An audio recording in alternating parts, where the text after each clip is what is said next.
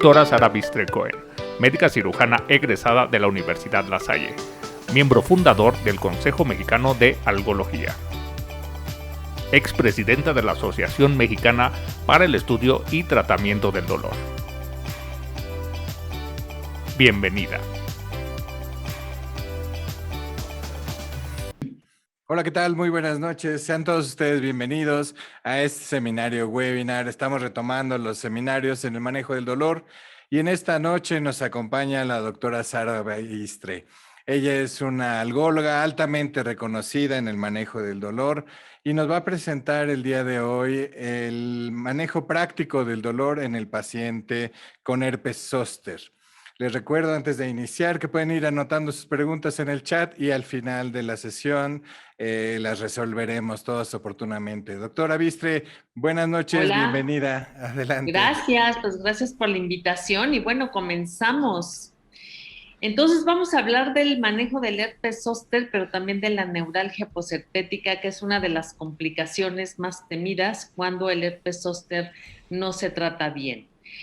Antes que nada, vamos a aclarar esto de los herpes, porque seguramente a ti tus pacientes dicen, me dio herpes, ¿qué me tomo? O me dio herpes, ¿no? Pero hay que recordar que los virus herpes se encuentran ampliamente distribuidos en la naturaleza y el humano es el que es el hospedero natural. Hay más de 100 diferentes tipos de virus de herpes. ¿Tú sabías esto? Entonces, sí hay que distinguir, porque luego ahí me dicen, oye, me dio herpes, ¿qué me voy a tomar o qué hago? No, espérame tantito, tenemos que ver qué tipo de herpes, porque está el herpes zóster, que es el que vamos a hablar, pero también está el herpes simple, y del herpes simple está el 1, que es el que da en la boca, el 2, que es el genital, también está el citomegalovirus, el Epstein-Barr, entre otros. Entonces aquí sí es muy importante saber que hay más de 100 diferentes tipos de herpes virus, pero se clasifican. Y entonces esto es muy importante porque no todos los herpes se van a tratar de la misma manera y hoy vamos a hablar del herpes zóster. Cuando tú y yo, porque seguramente si tienes, ahorita te voy a decir, si tienes menos de 30 años, más o menos, o más bien, si tienes más de 30 años, no te tocó la vacuna de la varicela. Entonces, a todos los que nos dio varicela, pues tenemos este riesgo de padecer el herpes zóster. Cuando nos dio varicela de niños, este virus de la varicela se quedó dormido en la médula espinal. Ajá. Entonces tú y yo tenemos, y tus pacientes, si dio varicela, este virus latente en la médula espinal. Y este es exclusivo de los humanos. Entonces hay que comenzar por saber por qué va a dar el herpes zóster. El herpes zóster, entonces, que se queda ahí, bueno, el virus de la varicela y también el herpes 1 y el 2, es muy importante que sepas que se quedan latentes. Estos no se van a quitar, ahí se van a quedar. Aquí lo interesante es que la primoinfección de la varicela zóster, pues es la varicela. ¿Y cómo se va a reactivar en herpes zóster? Y el hombre es el único huésped de este virus, porque pueden haber otros virus que pueden atacar a otras, por ejemplo, otros animales. No, pero aquí nada más es esto. ¿Por qué? Tú dirás, si a todos nos dio varicela, bueno, los que tengan más de 30 años, ¿y sabes por qué te digo esto? Porque sí sé que son más de 30 años los que no les tocó la vacuna, porque mis hijos, uno tiene 30 y otro tiene 33, y pues a ellos no les tocó la vacuna. Era cuando, ya sabes, juntaban a todos los niños para que les diera al mismo tiempo, pero si eres menor de esa edad, pues entonces seguramente tienes la vacuna y bueno. Pero aquí el asunto es que a nosotros que nos dio la varicela zóster y a tus pacientes la varicela, cuando baja el sistema inmune, que es después de los 50 años más o menos, pero ahorita te voy a platicar porque he visto casos de jóvenes, sobre todo ahorita que con esto de la pandemia, entonces se reactiva, baja el sistema inmune por algún motivo, este virus de la varicela zóster se despierta y ataca terminaciones nerviosas. Y entonces esta es la enfermedad del herpes zóster. Y no sé si tú lo has visto esto, pero yo lo que va este año, por ejemplo, 2022, la cantidad de herpes zóster y neuralgias posherpéticas que he visto han sido como nunca. Y esto es a raíz de todo pues el estrés y todo este asunto de la pandemia que bajó el sistema inmune. Entonces yo ya veo en gente pues joven, porque esto se da pues eventualmente a mayores de 50 años cuando baja el sistema inmune. ¿Cómo es este herpes? Seguramente tú has visto estos pacientes. Entonces, la erupción cutánea, que ahorita vamos a ver las fases del herpes zóster, porque hay el pródromo, la aguda, las complicaciones, pero cuando es ya la fase aguda, lo que vamos a ver pues ya son estas vesículas. Y acuérdate que estas vesículas atacan dermatomos, o sea, líneas donde van los nervios. Y es muy interesante y no se sabe por qué el herpes zóster ataca la mitad del cuerpo. Nunca va a atacar los dos lados. Este es como un diagnóstico diferencial de otras lesiones cutáneas, por ejemplo, y son como la varicela. Son así unos granitos chiquitos con agüita adentro que a veces se hacen en racimo, porque son muchas y se ven como en racimo, como tú puedes ver aquí. Por eso es muy importante y desde ahorita te digo, cuando tengas a tu paciente que tenga herpes zóster, lo tienes que desvestir. Porque yo he tenido pacientes que no tienen herpes zóster, que alguien les dijo que tenía herpes zóster, ¿no?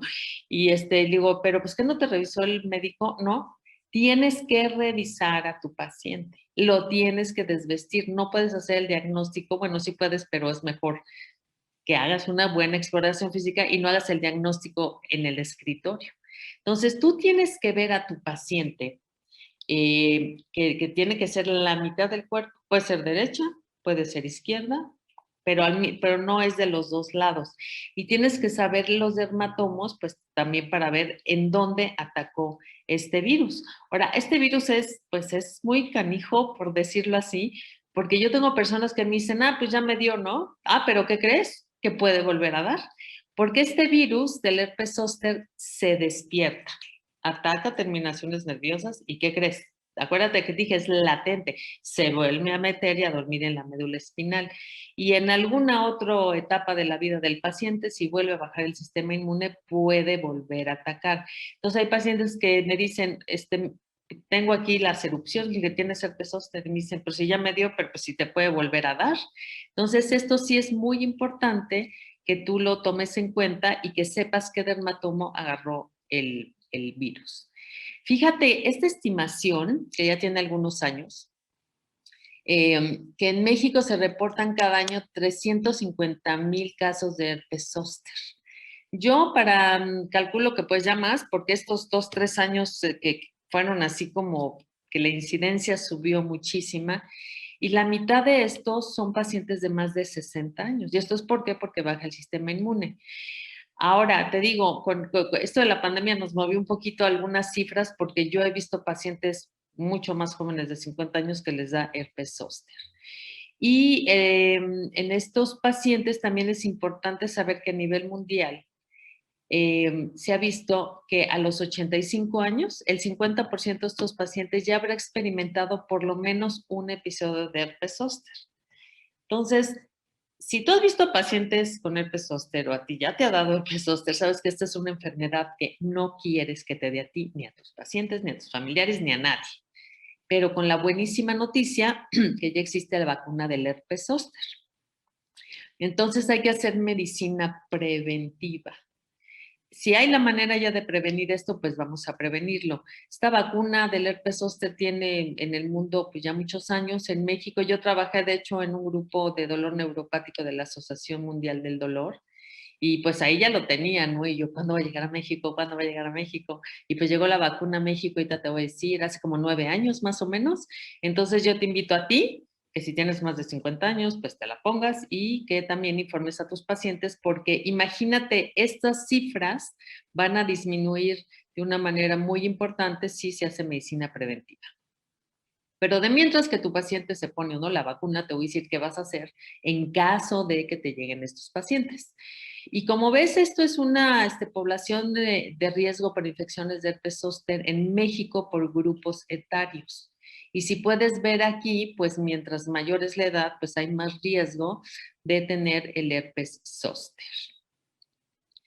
¿Cuáles son los factores o por qué da herpes zóster? Pues uno hace historia clínica, oiga, le dio varicela de niño, sí, ¿no? Pues entonces ahí ya, si no les dio la varicela, no se puede tener la enfermedad porque recuerda que es la primoinfección y el herpes zóster es, digamos, una complicación.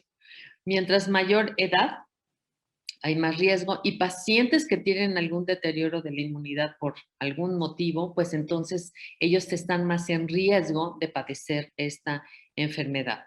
Y como yo te decía, el estrés psicológico, que no tiene que ver directamente que baje el sistema inmune por la edad, sino estrés psicológico como la depresión, por ejemplo, que esto yo lo he visto mucho y me imagino que tú también en la pandemia, que ya vamos pasando, ya vamos pasando. Pero muchos de los pacientes en años pasados tuvieron herpes zóster y se quedaron con la complicación de la neuralgia posherpética, que también vamos a hablar de ella, porque pues van de la mano y hay que saber qué hacer con estos pacientes. Yo no sé si has tenido últimamente, pero yo creo que si no, pues los vas a tener por todo esto que yo te estoy platicando. Y como te decía, entonces el sistema inmune baja envejece y los pacientes después de los 50 años pues pueden tener un poquito más de riesgo. Entonces es muy importante que también esto lo tomes en cuenta a la hora de ver a tus pacientes. El cuadro clínico de herpes zóster tiene 3 fases. Ahora sí que la fase prodrómica, la fase aguda y la complicación. En medicina del dolor te voy a explicar. Hay 2 entidades agudas que no queremos que se hagan crónicas, nunca. Una es el herpes zóster y la otra es el dolor lumbar. Si tratamos bien el herpes zóster, es rarísimo que se quede la neuralgia posherpética. ¿Cuál es la fase prodrómica?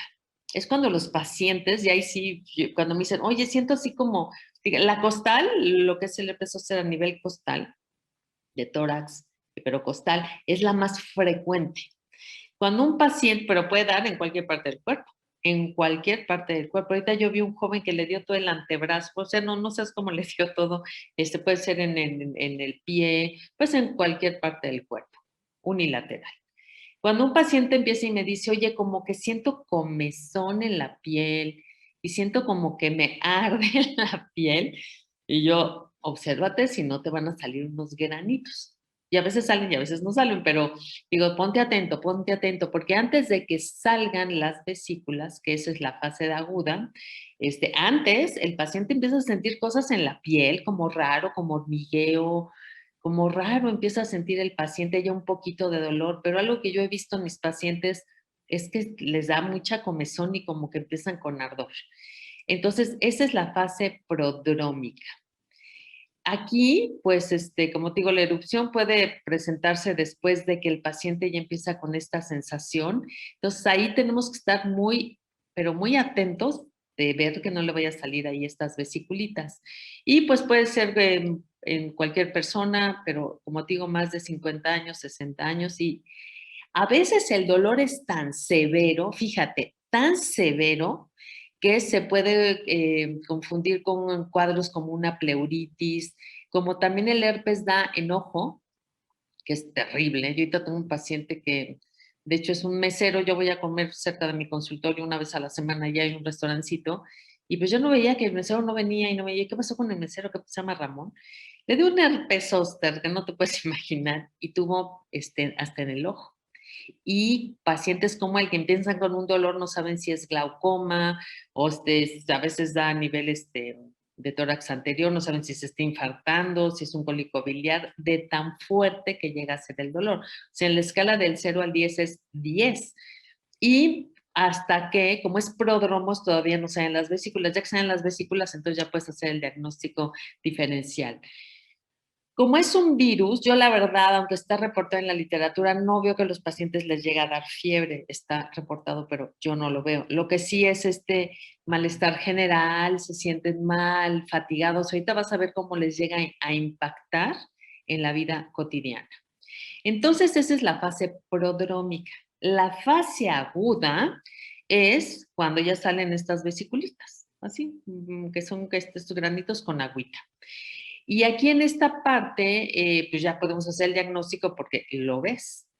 Aquí van a pasar dos cosas. O hay una resolución, hay que tratarlo súper bien, o se pueden complicar. Ahora, fíjate, hay pacientes jóvenes, sobre todo, con un buen sistema inmune que por alguna razón les sale poquitas vesículas, que pueden ser 10, 15, hasta no sé cuántas, 200, 150, y se hacen racimos. Entonces hay pacientes que les da terrible, igualito que la varicela. Aquí bueno, esta es una foto un poco así impactante, pero así les da. Usted le dio a la paciente terrible. Como puedes ver, fíjate qué interesante, exactamente a la mitad. Se puede llegar a limitar a un dermatomo, pero a veces son más dermatomos y aquí son estas vesículas en racimo. O a veces nada más puedes ver algunas vesiculitas sin que se hagan racimo. Estas suelen desaparecer como más o menos en 4 semanas. Cuando se acaba esta fase, y aquí es importante que tú le digas a tu paciente que no se exprima, porque yo tengo pacientes que me dicen, ya me los exprimí, o sea, como barros. Entonces, explicarle, esta es una lesión del nervio y esta es una manifestación que aunque se los apachurren, pues eso no es la solución. Algunos se han quemado, agarran fueguito y se las empiezan a quemar. Se hacen muchas cosas encima de las lesiones. Hay que respetar las lesiones, no hay que hacerles nada porque entonces pueden haber ahorita complicaciones importantes. Si tienen tanto dolor que ahorita lo vamos a ver, vemos, pero más o menos en 4 semanas, ya sabes, empieza la vesícula y luego empiezan las costras y luego ya al final se quedan cicatrices que pueden ser hipercrómicas o pueden ser hipocrómicas. Y esto va a depender de cada persona. Este es el herpes torácico, es el que más vemos. Entonces puedes ver que sí, a veces se juntan en racimos, pero a veces están como aisladas. Y otra vez, la mitad del cuerpo. Y ya si no hay resolución, pues vienen complicaciones. Y la más común es la neuralgia posherpética, que nosotros no queremos que esto le suceda a nuestro paciente, pero es que muchas veces o están mal diagnosticados o están maltratados. Entonces vamos a ver la complicación que pueden haber varias, cutáneas, oftálmicas, viscerales, pero la más son las neurológicas, en este caso la que es del herpes zóster, la neuralgia posherpética. Esa es la complicación más frecuente. La neuralgia posherpética es la complicación que más preocupa por su alta incidencia. Se estima que puede ser como hasta el 30% y va a tener incidencia, gravedad y bueno, la duración aumenta dependiendo la edad y mientras mayor el paciente, pues hay más riesgo de tener la neuralgia posherpética. Y fíjate, esta es la duración del dolor por edades. Hay pacientes, yo comencé pues hace como 30 años en esto de la medicina del dolor y hasta la fecha tengo pacientes que vi desde entonces, aunque ahorita hay nuevos tratamientos para la neuralgia posherpética, te voy a contar unos muy buenos, pero son pacientes que no se les quita. Ahora recuerda que el dolor agudo se quita, el dolor crónico se alivia. Y son pacientes que pueden tener años de evolución del dolor. A mí cuando me vienen a ver, pues como ya vieron a, no sé, 3, 4 médicos, pues ya son pacientes que tienen años de evolución. Aquí lo importante es que no se haga crónico. Y si hace crónico, pues tratarlo pues lo antes posible. Ok. Este paciente es, ¿cómo te dice? Con tu permiso voy a tomar agüita, ya se me secó la boca. ¿Cómo te dice el paciente que tiene el dolor? Los patrones característicos es que el paciente dice, me está ardiendo, me quema, y es espontáneo. A veces tú no tienes que hacer nada. De hecho, llegan ellos, que, por ejemplo, a nivel costal, ¿cómo llegan los pacientes? Así que no se pueden poner ni en la blusa, ¿no? Entonces llegan así. Las señoras a veces no toleran ni el brasier. Y esto es un dolor espontáneo, solito. Entonces, imagínate estas personas que tienen que estar así de que además nadie se les acerque porque pues les duele. Entonces, es importante este diagnóstico clínico, cómo te lo refieren los pacientes. A la exploración física, pues tienen alodinia. ¿Qué es esto? Un dolor que, que es ante un estímulo no doloroso. Por ejemplo, pues con un monofilamento, con un algodoncito, o con la mano nomás les haces así y el paciente así, entonces les duele. Eso es alodinia. Y esto se presenta más o menos en la mitad de los pacientes. Ahora, no todos tienen un grado de dolor tan importante. Hoy, sin querer, bueno, hoy vi una paciente porque tiene una gastroenteritis, entonces le hice una exploración en abdomen y le vi que tenía unas cicatrices hipercrómicas y le dije, ¿qué te dio herpes? Sí, pero se me quitó. Entonces hay gente que no desarrolla la neuralgia posherpética. Bueno, esta es una de las complicaciones muy serias porque puede afectar la vista. Es como te digo que este señor donde yo voy a comer, que le dio y bueno, pues ahí va con sus lentecitos y se va recuperando. Y esto es lo que te decía también, cuidado con que los pacientes se hagan cosas en la piel porque hay una sobreinfección bacteriana y así, ahí sí tenemos que pues combinar los tratamientos. Entonces, explícale al paciente que no tiene que estarse haciendo cosas allí porque entonces puede haber una infección bacteriana pues agregada. Estos pacientes, por lo general, bueno, pueden hacer sus actividades si es que no se complique. Como te digo, los pacientes inmunocomprometidos son los que tienen más riesgo de complicaciones. Vamos a detenernos. Tu paciente está contigo mañana y llega con un herpes zóster. Ya lo revisaste, ya le viste, todo perfecto. ¿Qué le vas a dar a tu paciente? Como todo en medicina, tenemos que ver el origen del dolor. Aquí lo que está causando el dolor en el paciente con herpes zóster es el daño por el virus. Entonces aquí tenemos que dar antivirales a dosis bomba. A mí me gusta mucho el valaciclovir, un gramo cada 8 horas, por lo menos 7 días, por lo menos. Hay pacientes que ya llegan con las costras, por ejemplo. Pues ahí no funciona. Aquí lo tienes que dar, haz de cuenta, lo observas y una vesiculita y le vas a dar ahí el antiviral. Y este debe iniciarse lo antes posible. Te voy a dar un tip de oro para lo que es dolor neuropático, porque herpes zóster y neuralgia posherpética es dolor neuropático. Para dolor neuropático, ahí no sirven los analgésicos antiinflamatorios no esteroideos. Entonces, si tu paciente tiene tantísimo dolor, pues, ¿qué le vas a dar? Le vas a dar opioides débiles, como cuál, como el tramadol. El tramadol, ahorita y te voy a decir cómo se lo vas a dar, se lo vas a dar con horario. Al final te voy a dar una diapositiva muy interesante de esto y no PRN cuando le duela, porque cuando le duela, pues le va a doler muchísimo y va a necesitar una dosis muy alta. Entonces aquí tenemos que hacer que el paciente, en la medida de lo posible, no tenga dolor. Vas a comenzar con unas dosis chiquitas de tramadol en este paciente y, bueno, medidas de sostén. En estos pacientes, ¿qué les vas a dar o poner? Muchos les pones hielo, ahí tal cual hielito. Y eso les alivia el dolor a la mayoría. Pero lo más importante es que les expliques a tu paciente, porque les da mucha ansiedad, dicen, ¿qué me va a pasar? O sea, pues si nosotros somos médicos, entendemos, pero imagínate un paciente que de repente siente cosas raras, de repente le salen granitos, de repente le duele espantoso y pues no sabe qué le está pasando. Entonces hay que explicarle, pero la base para estos pacientes es darle el antiviral a dosis muy altas y pues controlarle el dolor y pues estas medidas de sostén.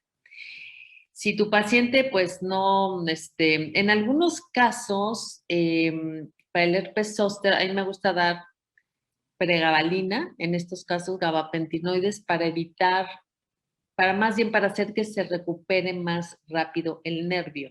Entonces lo doy preventivo. Entonces funciona muy bien y eso está en las guías clínicas.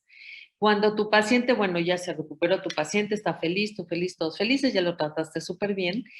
Pero si tu paciente llegara a desarrollar la neuralgia posherpética o ya te llega a ver a ti con la neuralgia posherpética, y fíjate, pues si llegan, dices, pues, ¿y esto cómo los voy a diagnosticar si ya no tienen lesión en la neuralgia posherpética? Pero sí se queda en la piel estas manchitas blancas o cafecitas que son las cicatrices que dejan. Porque a veces el paciente me dice, oye, pues, o llegan y dicen, no, es que se me quitaron las costras y ya no tengo vesiculitas, y ya no tengo nada en la piel, pero me sigue doliendo. Claro, le tienes que explicar que hay daño en las terminaciones nerviosas y para qué hay otros opción de tratamiento para regenerar el daño que hizo. Cuando ya está el daño allí, entonces para regenerarlo. Entonces, ¿qué vamos a dar aquí? ¿Qué se da en general en las guías clínicas para lo que es el dolor neuropático? Aquí en este caso la neuralgia posherpética. Pues aquí vamos a dar, se pueden dar los opioides débiles como el tramadol. Fíjate que el tramadol tiene una ventaja maravillosa porque además de que actúa a nivel de los receptores MU, también inhibe la recaptura de serotonina y norepinefrina, no selectivo como los otros antidepresivos, pero sí. Entonces, ¿qué antidepresivos usamos? Los inhibidores selectivos de la recaptura de serotonina, como pues la duloxetina, por ejemplo. Hay agentes tópicos que ya llegaron a México, afortunadamente hace 3 años, que antes no teníamos y ya los tenemos, entonces ahorita te los voy a platicar. Los anticonvulsivantes, como los gabapentinoides, ¿vas a usar uno o vas a usar otro? No los dos. Y recuerda que en cuánto tiempo empiezan a hacer efecto los antidepresivos y los anticonvulsivantes, pues en 2 semanas. Entonces, imagínate que tu paciente llega y dice, ay, mira, le voy a dar un anticonvulsivante y le voy a dar un antidepresivo, pero por favor explícales para qué se los estás dando. Porque luego los pacientes, o a poco no, van a Google y todo lo buscan. Entonces van a decir, ¿por qué me está dando algo para la depresión y para las convulsiones? Explícale que es para la neuralgia posherpética. De aquí a que empiezan a hacer efecto esos medicamentos, los opioides débiles, que es el que, la verdad es que de todos los opioides, los débiles, como el tramadol, es el que más resultado ha tenido, le empiezas a dar esto pues en dosis bajita. Cuando estos pacientes no tienen una buena evolución y tienen mucho dolor, pues se pueden poner bloqueos, más bien infiltraciones a nivel del daño del nervio. Y esto va a hacer que el paciente pues no esté tomando tantos medicamentos. Pero como ya te decía, hay agentes tópicos y también hay una maravilla que podemos utilizar para regenerar cuando el daño ya está hecho en la neuralgia posherpética, porque aquí hay que regenerar. Fíjate, en el herpes zóster, ¿qué tienes que hacer? Pues antivirales porque el daño es por el virus. En la neuralgia posherpética hay que regenerar el nervio y por lo tanto va a haber menos dolor. Y esto tiene que ser juntito y ahorita te voy a platicar cómo le vas a hacer. Pero fíjate que esto del herpes zóster, más bien la neuralgia posherpética, pues sí, está bien, pero también tiene un impacto en la salud pública. ¿Cuántas consultas hay pacientes que tienen la neuralgia posherpética? Y son pacientes que llegan y llegan y llegan y no se curan. Muy poquitos se tienen que hospitalizar, la verdad, muy poquitos, pero está reportado en la literatura. Entonces también tiene un impacto económico y de incapacidad y pérdida de la productividad. O sea, sí nosotros pensamos todo este asunto de la fisiopatología, pero abriendo un poquito el contexto, pues también esto tiene un impacto en la salud pública y no nada más en eso. Pacientes que tienen herpes zóster y neuralgia posherpética, imagínate cualquiera de tus pacientes, el que tú quieras. El dolor de por sí causa fatiga. Muchos de estos pacientes tienen tanto dolor y se sienten tan mal, pues que no quieren comer. Algunos pierden peso, tenemos que estar muy, muy atentos de que esto no les vaya a bajar más el sistema inmune y se recuperen más lento. Entonces, esto es muy importante.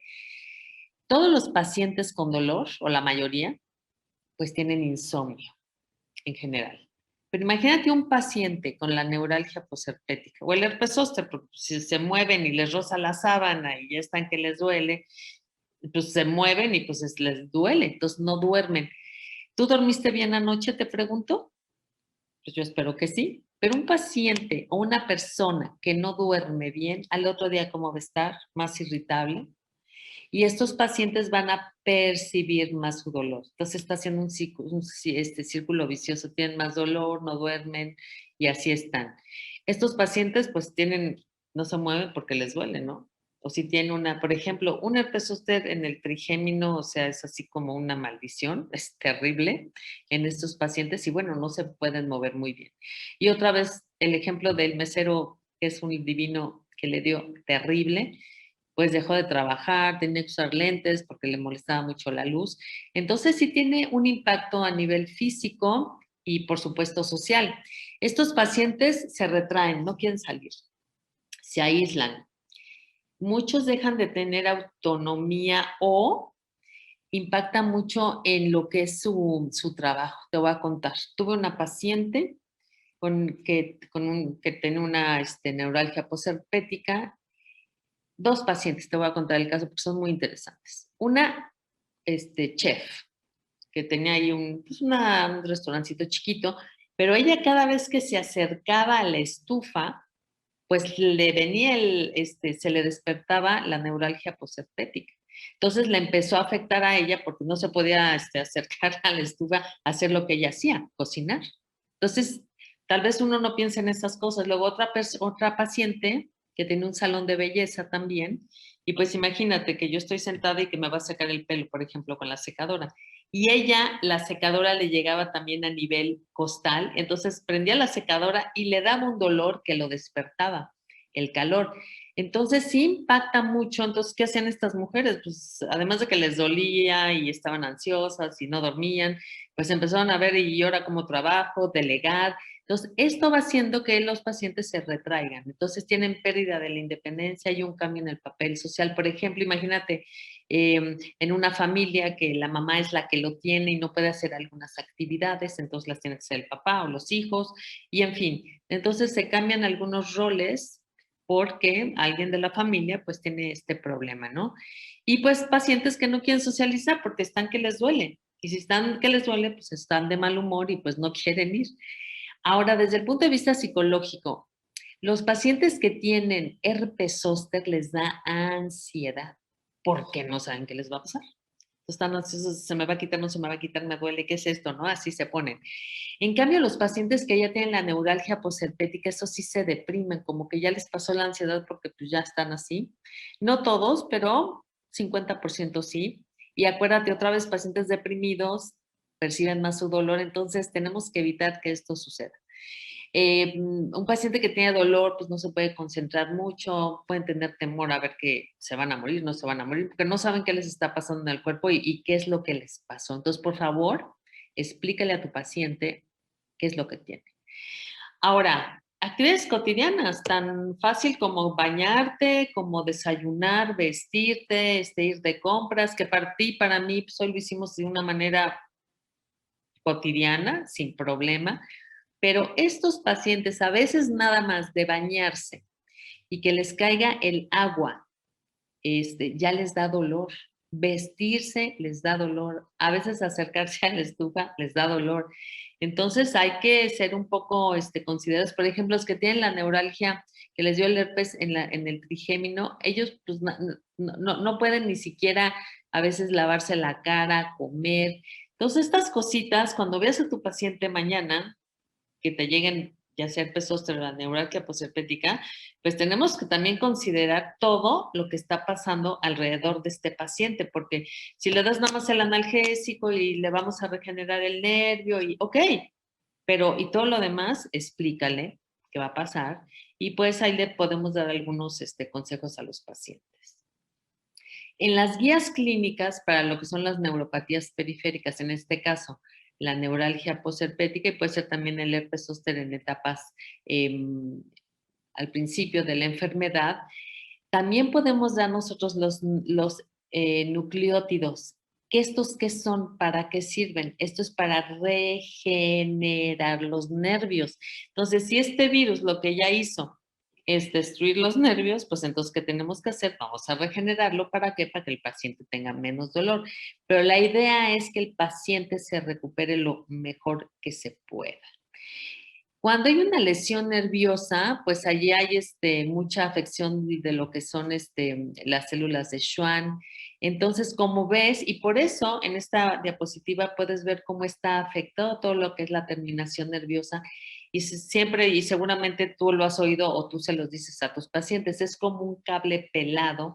Y entonces, como puedes ver aquí en estos pacientes, pues digo, en esta diapositiva, pues hay mucho daño. Por eso este paciente siente así como toque eléctrico y que le arde y la hiperestesia. Entonces, tenemos nosotros en el tratamiento integral para estos pacientes dar nucleótidos. ¿Qué es lo que van a hacer? Van a regenerar lo que es la lesión nerviosa. Entonces, aquí es muy importante, bueno, esto es como aceleran esta regeneración y esto, por eso los nucleótidos son importantes en el proceso de la regeneración cuando hay este daño por el herpes zóster. Cuando tengas a tu paciente, piensa en este principio que es súper importante de lo que es analgesia multimodal, que es la combinación de varios fármacos, de grupos farmacológicos diferentes, con diferentes mecanismos de acción a dosis baja para dar analgesia y evitar efectos secundarios indeseables.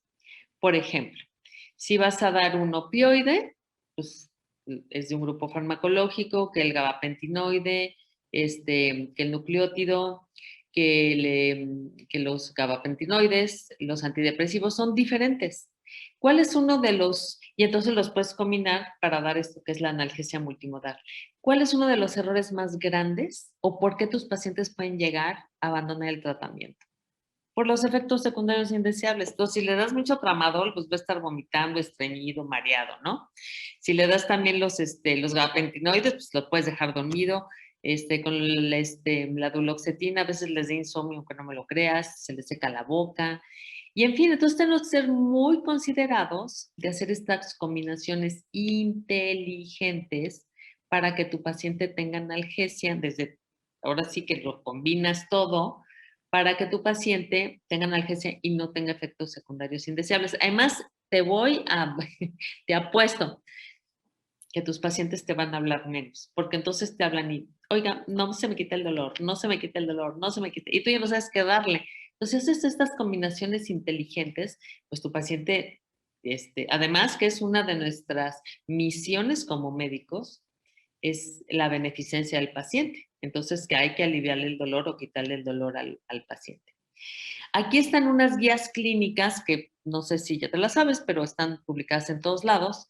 La primera línea de tratamiento en dolor neuropático es lo que ya te decía, los antidepresivos, inhibidores selectivos de la recaptura de serotonina y norepinefrina, o los tricíclicos, que son buenos, bonitos, baratos. Siguen estando en las guías clínicas. Vas a dar o uno o el otro porque son antidepresivos. También están los gabapentinoides, que puedes hacer esta combinación. Está tramadol, que lo puedes combinar. La capsaicina, el 8%, este parche, todavía no llega a México. Esperemos que llegue. Y fíjate que vi un paciente de donde, me habló por teléfono, porque ahora con esto de las consultas a distancia, un paciente de Estados Unidos que quería una consulta a distancia. En Estados Unidos hay una pomadita que se llama, bueno, que es de capsaicina, pomadita, que en México había antes, una pomita de capsaicina hace como 25 años. El problema es que si ¿sabes qué es la capsaicina? Es el extracto de chile verde. Si tú has mordido un chile verde, ¿cómo se te queda el labio? Dormido. Y la capsaicina es maravillosa. El problema es que si es crema y se la untan, pues les va a arder horrible. Entonces, el beneficio del parche es que te lo pones, bueno, tú no, a tu paciente cuando llegue a México, que no creo que tarde mucho, y eso es una maravilla. Lo que sí ya tenemos en México es el parche de lidocaína al 5%, que aunque sea lidocaína, no es anestésico, es analgésico por su concentración. Aquí el asunto es, ¿cuántos de tus pacientes tienen efectos secundarios por estos medicamentos? Entonces, lo que tenemos que hacer es, fíjate qué interesante, está el tratamiento, ahorita te digo, el tratamiento que es regenerativo, digamos, que es con los nucleótidos, que aparte esto va a complementar con el tratamiento del alivio del dolor de los pacientes, que como ya te dije, pues ser gabapentinoides, los antidepresivos, en fin. Pero entonces aquí tenemos que hacer esta combinación inteligente para que tú nada más déjame ver dónde estaba, una. Entonces, fíjate, esto es muy importante. El manejo del dolor neuropático debe consistir en aliviar el dolor con analgésicos y regenerar los nervios con tratamientos y estas terapias complementarias con nucleótidos. Entonces, esa es la manera de complementar, regenerar el daño y además el alivio del dolor de tu paciente. Entonces, pues esto suena sensacional. Mañana que veas a tu paciente o pasado, no sé cuándo vas a tener de este tipo de pacientes, pues entonces tú puedas hacer estas combinaciones inteligentes. Regla de oro, colega que me estás viendo. Le tienes que medir el dolor de tus pacientes para ver si estás haciendo bien tu trabajo. Si tu paciente viene con un dolor moderado y mañana tiene un dolor leve, pues estás haciendo muy bien tu trabajo. Pero si tu paciente viene con dolor moderado y mañana está severo, no estás haciendo bien tu trabajo. Entonces es una guía para ver cómo vamos haciendo nuestro manejo del dolor. Si tu esta es una súper regla de oro. Yo no sé, yo sí cuando estudié y me entrené en el Hospital ABC y todo este asunto y en la carrera también me lo enseñaron en la Salle, es cuando le duele al paciente que se tome el analgésico, o sea, el PRN. El PRN ya está obsoleto, ya no sirve. Si tu paciente va a tener dolor un día o toda la vida y tú ya lo sabes, le vas a dar el tratamiento con horario, así con horario, con horario, con horario, para evitar estos picos de dolor y que le tengas que dar mucha dosis, entonces se lo tienes que dar con horario. De preferencia vía oral. Sí, sobre todo en crónicos, no se vale quitar un dolor y provocar otro, aunque hay algunos dolores, un cólico renal, o sea, una fractura, entonces ahí sí le puedes poner lo que es, pues vía la vía parenteral. Y si tú ya sabes que tu paciente va a tener efectos secundarios, anticípate. Por ejemplo, los opioides dan constipación, pues entonces dale un laxante a tu paciente, el tiempo que esté tomando por ejemplo, el opioide, en este caso el tramadol. Porque un paciente estreñido va a abandonar el tratamiento. Entonces, imagínate dolor, estreñido, mareado, pues no queremos eso. Anticípate. O dile, oye, tal vez vas a estar un poco mareadito unos días, o tal vez esto, en fin. Por eso hay algunos medicamentos que los damos en la noche, que pues porque les da sueñito y pues ya, no hay ningún problema. Pero si tú ya sabes que va a tener tu paciente, pues anticípate para que no abandone el tratamiento y no te esté hablando a cada ratito. Entonces, antes de prescribir, tienes que considerar qué le voy a dar a mi paciente. Tiene herpes zóster, tiene neuralgia postherpética. ¿Por qué le voy a dar eso? ¿Para qué? ¿Cómo? ¿A qué paciente y por cuánto tiempo? Entonces, tómate unos minutitos para considerar qué tratamiento le vas a dar a tu paciente. El punto clave de las neuropatías y los nucleótidos en este caso, y bueno, también con los analgésicos, es la neuropatía tiene dos componentes. El etiológico, que aquí vamos a dar los nucleótidos, y el sintomático, que aquí vamos a dar toda esta opción de analgésicos que yo ya te dije. De las neuronas periféricas se pueden regenerar después de una lesión, sí. Las neuronas periféricas no sintetizan todos los nucleótidos que necesitan, por eso la ingesta exógena de nucleótidos es condicional, es necesario para estos pacientes y actúan directamente sobre la lesión e indirectamente sobre los síntomas. ¿Es lo que quiere decir? Si yo regenero el nervio, pues entonces voy a tener menos alodinia, menos dolor, menos, y entonces actúa de una manera indirecta. No es de que se los tomen como analgésicos, sino van a regenerar el nervio y por ende el paciente va a tener menos sintomatología. Fíjate bien en esta diapositiva. La elección farmacológica para el dolor neuropático, ya sea herpes zóster, neuralgia postherpética, debe de ser así, rigurosa, rigurosa. No lo puedes dar así, oye, ¿qué tienes en la casa y te lo tomas? No, rigurosa. Te vas a basar en su seguridad y en su eficacia, por supuesto, porque eso es muy importante. Cada paciente es diferente. Y pues esto tú ya lo sabes en la práctica. Un paciente puede evolucionar muy bien de una manera y los otros no. Entonces tienes que ir ahí monitoreando y tienes que ver, cada paciente es diferente. Y vas a utilizar, fíjate bien, las dosis eficaces más bajas posibles y por el menor tiempo posible para el control del dolor según el objetivo terapéutico que tú hayas establecido. Y vas a ir vigilando estos efectos secundarios de tus pacientes. Con esto yo termino, te agradezco muchísimo. Si tienes preguntas, si tienes comentarios, y yo aquí te dejo mis redes sociales, por si hay algunos que luego no se animan a preguntar o luego se acuerdan o tienen algún paciente. Estas son todas mis redes sociales. Aquí no está el Instagram. En Instagram soy DRA Saravistre. Entonces, algunos de los colegas luego me escriben a mi correo electrónico, me hacen algunas preguntas, si tienen algunas dudas o algo. Tengo ahí mi canal de YouTube, donde tengo muchas clases, muchas clases. Entonces ahí también te puedes meter, tengo contenido de valor que te puede ser de beneficio para tu paciente. Y entonces en este momento que vamos súper a tiempo, porque aquí somos, pues sí, vamos a súper a tiempo. ¿Tienen alguna duda, alguna pregunta? Yo encantada, entonces les dejo los micrófonos y estoy atenta a contestar tus preguntas. Excelente, doctora. Muy buena presentación, como siempre. Y sí, participación muy activa de nuestros panelistas que nos acompañan esta noche. Múltiples preguntas y vamos a empezar, como dice, para poder desahogar todas. La doctora Rosa María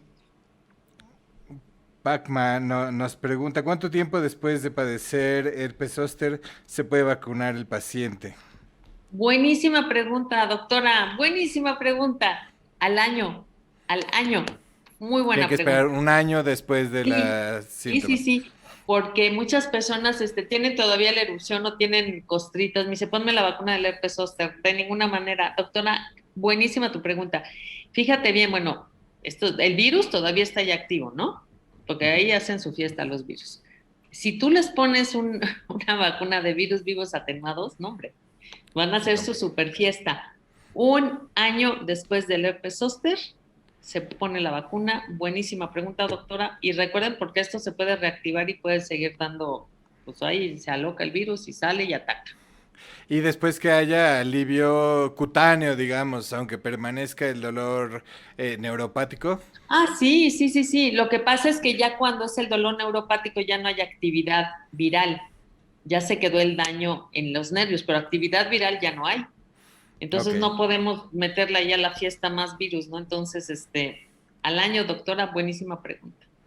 Hay perfecto. pacientes hablando de la vacuna, Sí, un segundito que me dicen, oye, tengo 40, porque se pone después de los 50 años. En México, en algunos países europeos se pone más de 60, cada país tiene, pero en México 50. Y yo tengo pacientes que les da la ansiedad, me dice, es que tengo 49 y ya me la quiero poner. Bueno, pues hay que tener sentido común, ¿no? Pues que se la pongan y ya, y no claro. pasa nada. Es exclusivamente, es una de las preguntas, es exclusivamente entonces para pacientes mayores de 50 años. Correcto. Hay algunos se las ponen antes, ok, pero hay que confiar en nuestro sistema inmune. Entonces, yo la recomiendo, las guías clínicas en México, las indicaciones en México, son pacientes de más de 50 años. Excelente. El doctor Ernesto Capistrán, ¿dónde se aplica la vacuna y cuál es el nombre comercial? Okay, se llama Zostavax. Zostavax, se ponen deltoides y Ok, ya. perfecto. Sale una ronchita, ¿eh? Porque luego también, para que sepan, más bien, se pone esta es subcutánea y sale como una ronchita. Entonces, avísenle a los pacientes que se les puede hacer una ronchita, es subcutánea, única dosis. ¿La consiguen con su proveedor de vacunas o en Sí, el... Zostavax, ya, la piden. se refiere al centro médico? Ok. Zostavax con Z y X al final. Ok. El doctor Miguel Ángel Ramírez, si se presentó una infección asintomática de varicela, que es rara, ¿puede ocurrir el herpes zóster? Claro que sí. Claro que sí, claro que sí. Ahora les voy a decir una cosa que es muy interesante. Hay infecciones por herpes zóster sin vesículas, que es rarísimo, ¿eh? Pero es herpes zóster sin Sin zóster, ves. que es muy raro.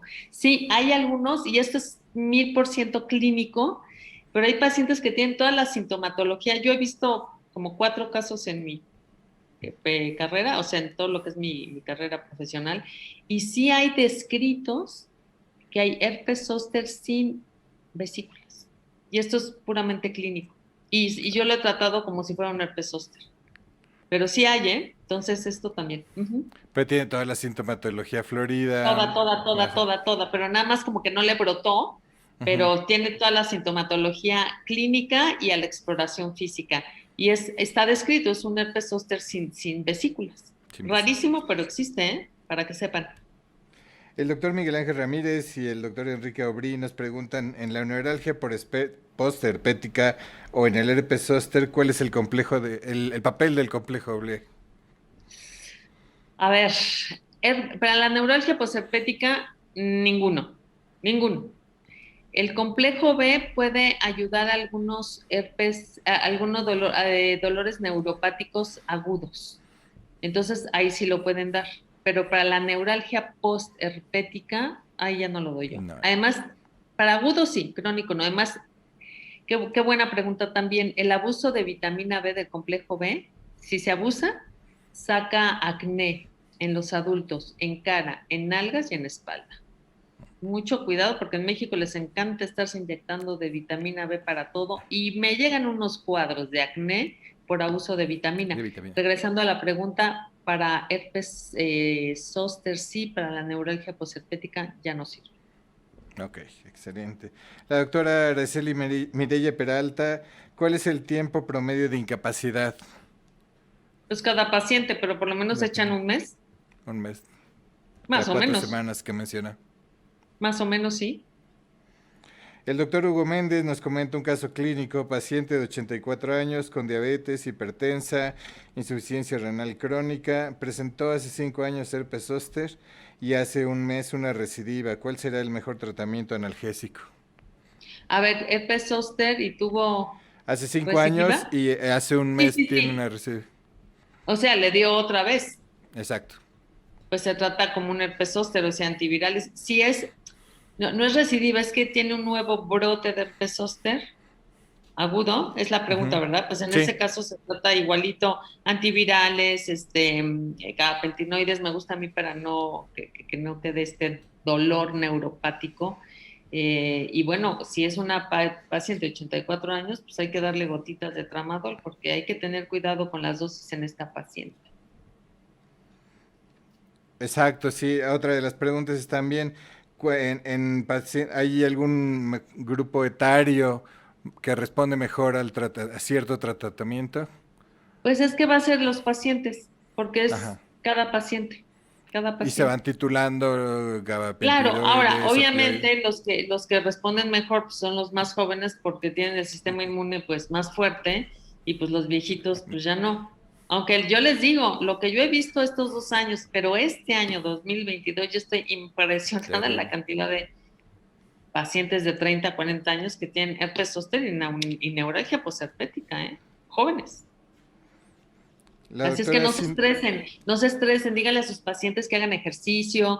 Si esta parte también de hacer ejercicio, de meditar o de hagan respiraciones, pero no saben el ejercicio, la importancia que tiene para fortalecer el sistema inmune. Sí, Y no. aunque les suene muy raro, yo siempre a todos mis pacientes, no nada más de estos pacientes que les platico, y a todos les pregunto siempre, ¿cuál es tu hobby? A todos. Además hace una mejor relación médico-paciente. Y me dice, pues me gusta pintar, pues pinta más. Si me gusta, no sé, tocar un instrumento, cocinar, bordar, pues hagan más eso, porque los hobbies hacen que el paciente esté menos estresado Sí, y eso no relajado. se compra en la farmacia. Eso es una recomendación que yo les hago porque a mí me funciona muy bien con mis pacientes. Preguntarles el hobby y promover que lo hagan. La ocupación, la actividad, Sí, sí, distracción. sí, exacto. La doctora Cintia Sofía Canudas, los corticoides, ¿cuándo es oportuno utilizarlos?